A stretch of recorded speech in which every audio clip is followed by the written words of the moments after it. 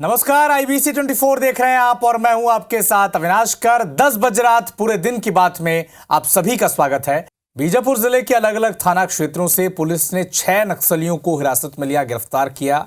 पकड़े गए नक्सलियों के कब्जे से बड़ी मात्रा में टिफिन बम, कार्डेक्स वायर, बिजली तार, डेटोनेटर, बैटरी, प्रतिबंधित नक्सली संगठन के प्रचार प्रसार की सामग्री बरामद की गई है। पुलिस ने बताया कि गंगालूर थाना इलाके के कोरचोली से 3 नक्सलियों को गिरफ्तार किया है, जिसमें 2 महिला 1 पुरुष शामिल हैं। वहीं फरसेगढ़ थाना इलाके के फरार 3 नक्सलियों को भी गिरफ्तार किया गया। पकड़े गए नक्सलियों के खिलाफ विशेष जन सुरक्षा अधिनियम 2005 के तहत और विस्फोटक पदार्थ अधिनियम के तहत कार्रवाई की गई है।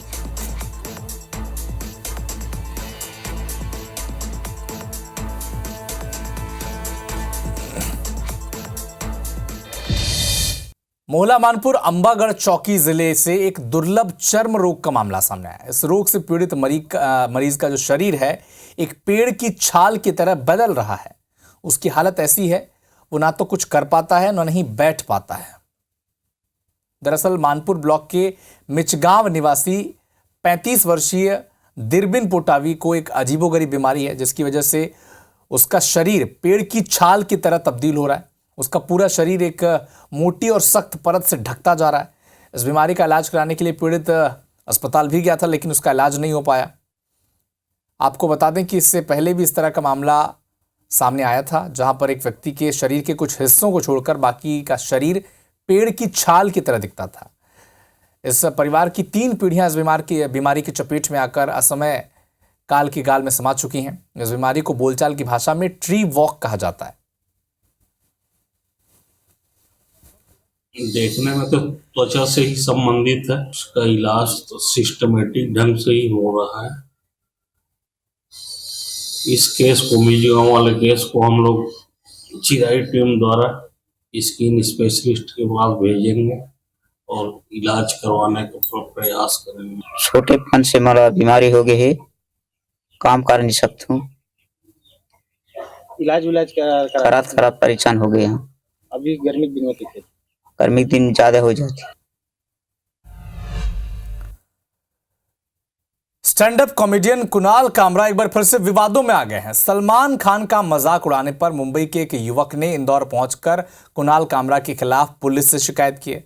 दरअसल stand up comedian Kunal Kamra ने पिछले दिनों एक लाइव शो में कथित तौर पर सलमान खान के खिलाफ टिप्पणी की थी। उन्होंने कहा कि सलमान खान बॉलीवुड अभिनेत्रियों के साथ मारपीट करते हैं। वीडियो वायरल होने के बाद सलमान खान के फैन फैजान अंसारी ने मुंबई से इंदौर पहुंचे और कुणाल कामरा के खिलाफ FIR दर्ज करने की मांग पुलिस कमिश्नर को शिकायती आवेदन के साथ दी है। साथ ही अंसारी ने कोर्ट में परिवाद दायर करने की भी चेतावनी दी है।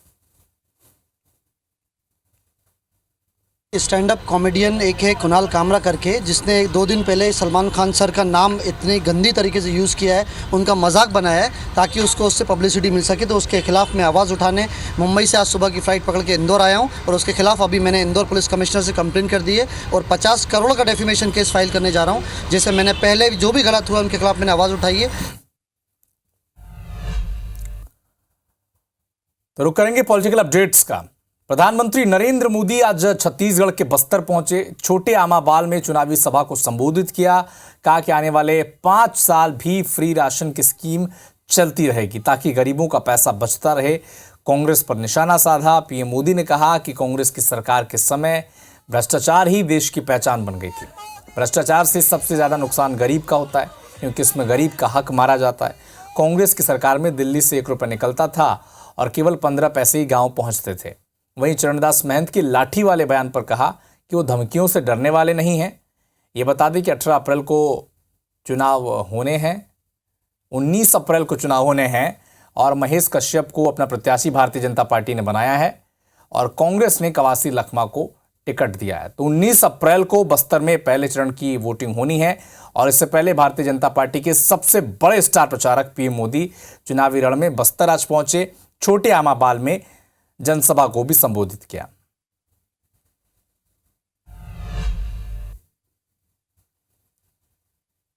कि बलिराम जी ने जो तपस्या की, जो पुरुषार्थ किया, उसी का नतीजा है कि आज हम सब ने आपका इतना विश्वास प्राप्त किया है।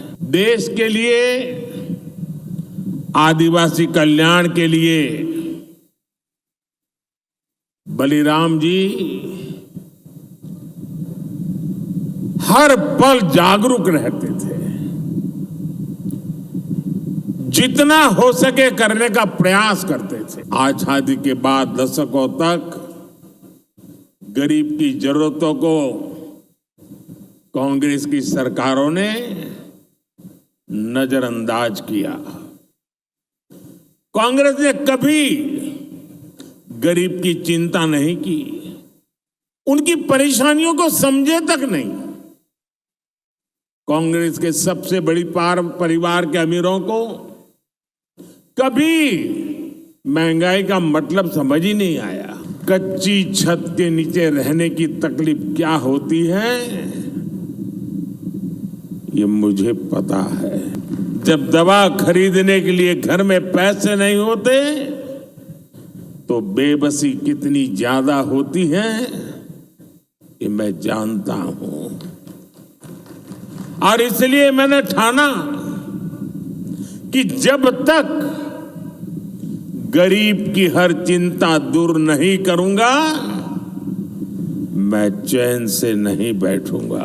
छत्तीसगढ़ वासियों ने, बस्तर के मेरे भाई बहनों ने मोदी की गारंटी पर मोहर लगाई है और आज उसी विश्वास से पूरा देश कह रहा है फिर एक बार नाराज होकर ये लाठी से मोदी का सिर फोड़ने की धमकी दे रहे हैं। मोदी गरीब का बेटा है, सिर ऊंचा रख करके चलता है।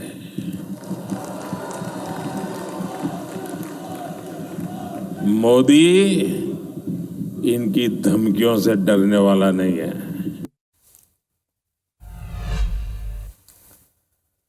तो एक तरफ छत्तीसगढ़ के बस्तर के दौरे पर आज पीएम मोदी रहे तो दूसरी तरफ कांग्रेस सांसद राहुल गांधी मध्य प्रदेश के दौरे पर रहे। सिवनी पहुंचे, धनौरा में जनसभा को संबोधित किया। आदिवासियों का मुद्दा राहुल गांधी ने उठाया है। आरएसएस और बीजेपी पर जमकर हमला बोला। कहा कि कांग्रेस के लोग आपको आदिवासी कहते हैं लेकिन बीजेपी और आरएसएस की विचारधारा के लोग आपको वनवासी कहते हैं। बीजेपी के लोग आदिवासियों की जमीन अडानी को दे देते हैं। राहुल ने वादा किया कि कांग्रेस की सरकार बनने पर 30 लाख नौकरी दी जाएगी। साथ ही उन्होंने सीधी पेशाब कांड का भी जिक्र किया और आदिवासियों को साधने की कोशिश की। कहना चाहता था, आप वो सरकार चुनिए जो आपके साथ खड़ी है, जो आपके साथ मिलकर देश को बदलने का काम करती है, जिसने आपको मनरेगा दिया, जो आपको 1 लाख रुपए हर गरीब परिवार को देने जा रही है, जो एक नया अप्रेंटिसशिप का कानून ला रही है, करोड़ों युवाओं को 1 साल की अप्रेंटिसशिप देने जा रही है। उनका आप समर्थन कीजिए, कांग्रेस पार्टी का समर्थन कीजिए और याद रखिए कि दिल्ली में मैं आपका सिपाही हूं। जो भी आप करवाना चाहो, जो भी आप मुझसे चाहो, आपको सिर्फ ऑर्डर देना है, मैं हाजिर हो जाऊंगा।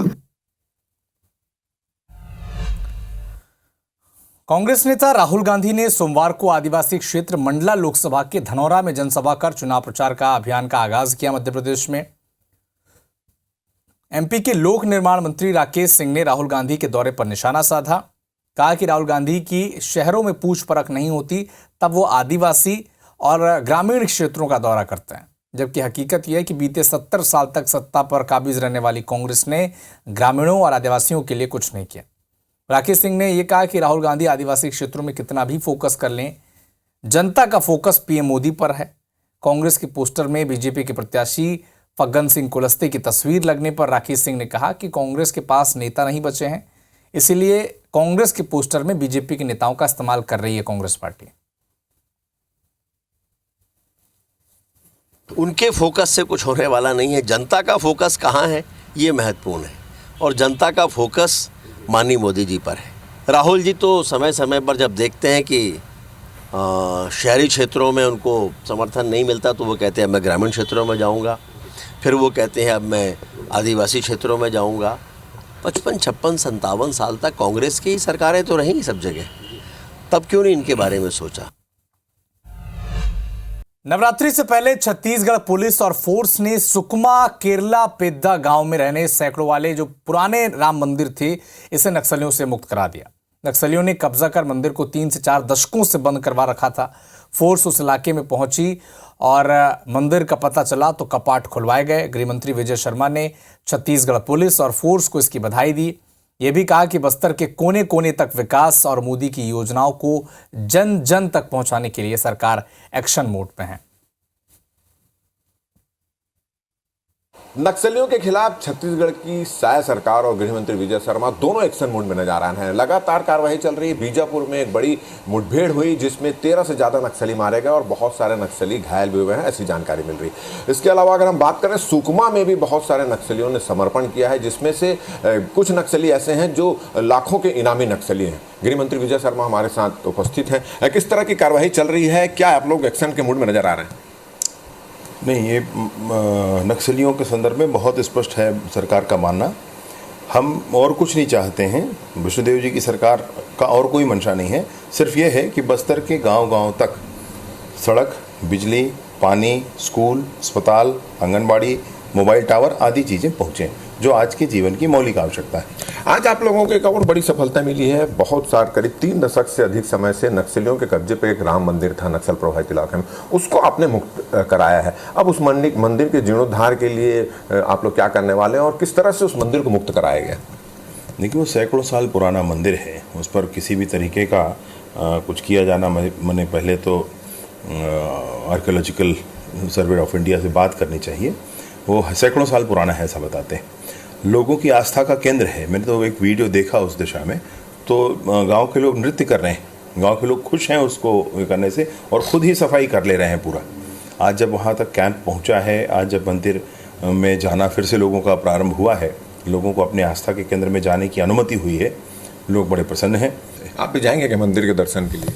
जरूर जाएंगे साहब, दर्शन तो कर रहे हैं। तो ये थे विजय शर्मा और उन्होंने स्पष्ट रूप से कहा है कि बस्तर के नक्सल प्रभावित इलाकों में, बस्तर में कोने कोने तक विकास पहुंचाना, सरकार की योजनाओं को पहुंचाना सरकार का मुख्य उद्देश्य, और इसके लिए जो भी एक्शन लेना पड़े वो ले रहे हैं। साथ ही साथ उन्होंने नक्सलियों से बातचीत की बात जो कही वो भी उसके लिए तैयार है, मगर निःशर्त वो बात करने के लिए तैयार है। और जिस तरह से नक्सल प्रभावित क्षेत्रों में जो मंदिर को मुक्त कराया गया है उसको भी उन्होंने कह रहे हैं कि ये भी एक गजब संजोग है। रामनवमी के समय ये हुआ है और इस मंदिर के प्रति छत्तीसगढ़ के लोगों की काफी आस्था भी दिखाई दे रही है। कैमरामैन अजय गुज्जर के साथ राजेश मिश्रा, IBC 24 रायपुर। मध्य प्रदेश के मुख्यमंत्री डॉक्टर मोहन यादव धुआंधार प्रचार में जुटे हुए हैं और इसी कड़ी में वो ग्वालियर और मुरैना के दौरे पर दिखे। इस दौरान मोहन यादव ने कांग्रेस पर जमकर निशाना भी साधा। नारी शक्ति वंदन कार्यक्रम में उन्होंने कमलनाथ और दिग्विजय सिंह पर जुबानी हमला किया। कहा कि कमलनाथ आईफा अवार्ड कराते हैं, मुंबई की अभिनेत्री वहां लेकर आते हैं, ये कर्म है इनके। दिग्विजय सिंह बहन बेटियों के लिए कैसी टिप्पणी करते हैं, इनके लिए तो ये सब भोग विलास की चीज़ है। जबकि भारत में नारी शक्ति को जितने सम्मान से देखा जाता है उतना और किसी देश में नहीं देखा जाता। उम्मीद है कि इस साल नारी शक्ति का आशीर्वाद भारतीय जनता पार्टी को मिलेगा। पीएम मोदी के नेतृत्व में तीसरी बार केंद्र में बीजेपी की सरकार बनेगी।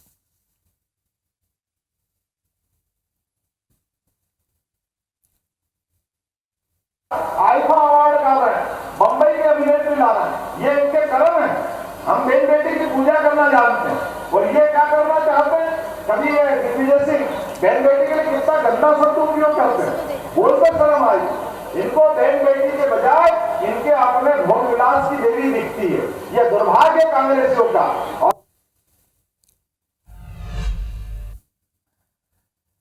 सीएम डॉक्टर मोहन यादव ने मुरैना के मामचौन में भारतीय जनता पार्टी प्रत्याशी शिव मंगल सिंह तोमर के पक्ष में प्रचार किया। इस दौरान सुमावली से कांग्रेस के पूर्व विधायक अजब सिंह कुशवाहा ने अपने समर्थकों के साथ बीजेपी की सदस्यता ली। सीएम डॉक्टर मोहन यादव ने कहा कि उन्हें इस बात की प्रसन्नता है कि पूरा क्षेत्र मोदीमय है। आगे आगे देखिए होता है क्या।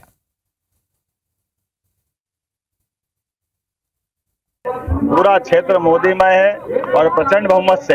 और आज तो हमारे लिए खास दिन है। हमारे अपने पार्टी के वरिष्ठ नेता अजय सिंह कुशवाहा जी ने आज भाजपा ज्वाइन की, मुझे इस बात की प्रसन्नता है। अजय सिंह कुशवाहा जैसा दमदार व्यक्ति आज भाजपा में पुनर्प्रवेश के माध्यम से संकल्प करा रहा है कि भारी बहुमत के साथ भाजपा को प्रत्याशी को जिताएंगे और इनकी जीवटता, कर्मठता, स्वीकार्यता और काम करने की क्षमता अद्वितीय है।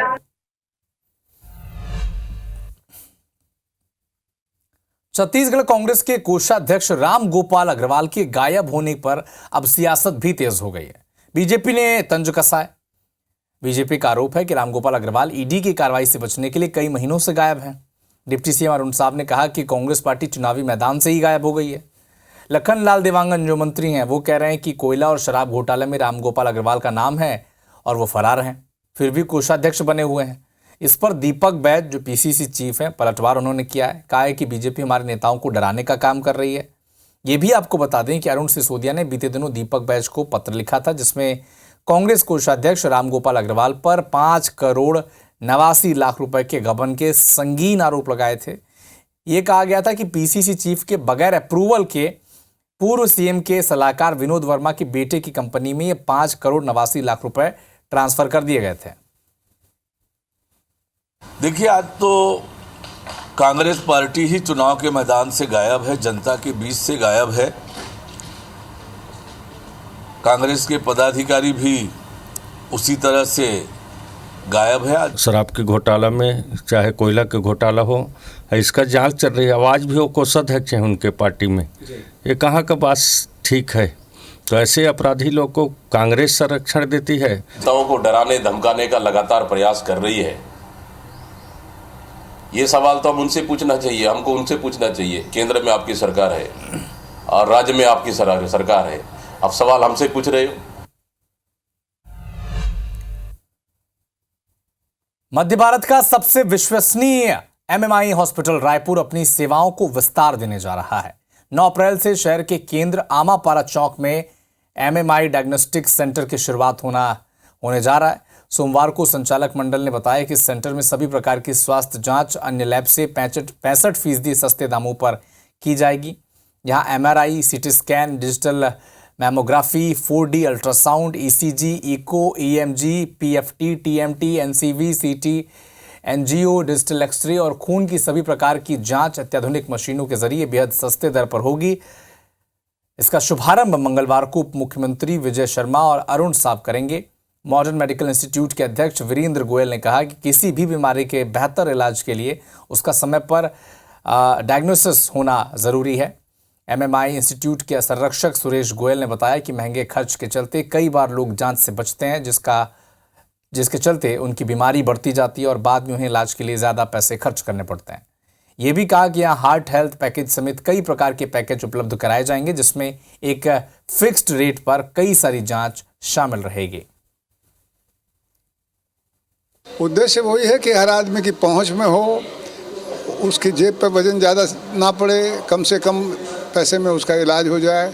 ये डिस्काउंट कंटिन्यू करेगा, जब तक ये सेंटर चल रहा है तब तक ये कंटिन्यू करेगा। और अगर सेंटर बहुत अच्छा चला तो हो सकता है 65 की जगह हम 70 पे चले। जो इसका मेन एम है वो ये कि इसको एक एडवांस डायग्नोस्टिक सेंटर बनाया जाए जो टेक्नोलॉजी में भी एडवांस हो, लेटेस्ट मशीनें हों और जो जांचें हैं वो एक्यूरेट हों। इसकी एक्यूरेट जांच से मतलब ये है कि जितनी भी मशीनें हैं उनमें कम से कम ह्यूमन एरर के चांस हों। इसलिए हमने जो मशीनें ली हैं वो AI बेस्ड मशीनें हैं। बहुत बड़ा कदम है और आगे भविष्य के लिए तो हम ऐसा सोच रहे हैं कि रायपुर की चारों दिशाओं में ऐसा सेंटर बने।